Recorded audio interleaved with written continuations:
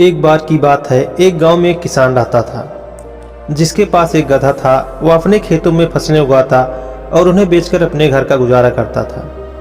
अपनी फसलों को गधे के ऊपर रखकर बाजार में बेचने जाता था। ऐसे ही उसकी जिंदगी चल रही थी।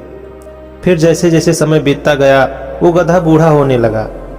अब उसमें इतनी ताकत नहीं बची थी कि वो किसान की फसलों को उठाकर बाजार ले जा सके। एक दिन वो गधा खेतों में घास चल रहा होता है। इतने में घूमते घूमते वो थोड़ी दूर चला गया तथा रास्ते में एक बहुत ही बड़ा गड्ढा था। वो गधा उसमें गिर गया। उसने उस गड्ढे से निकलने की बहुत कोशिश की लेकिन वो बाहर निकल नहीं पाया।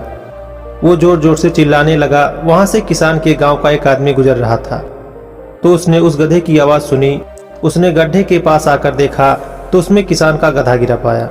वो भाग के गांव वालों और किसान के पास गया और उन्हें बुलाकर लाया।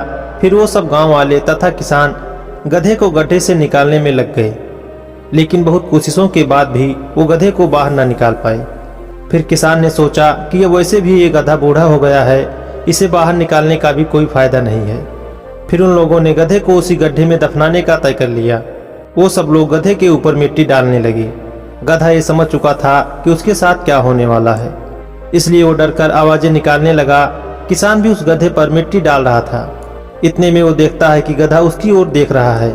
किसान देखता है कि जो भी मिट्टी उस गधे के ऊपर डाल रहे थे, गधा उसे खिसकाकर जमीन पर डाल रहा था, जिसकी मदद से वो ऊपर आता जा रहा था। उन्होंने मिट्टी डालना जारी रखा और गधा उस मिट्टी को अपने ऊपर से हटाता रहा, जिससे वो ऊपर आता गया और फिर वो आसानी से उस गड्ढे से बाहर निकल गया।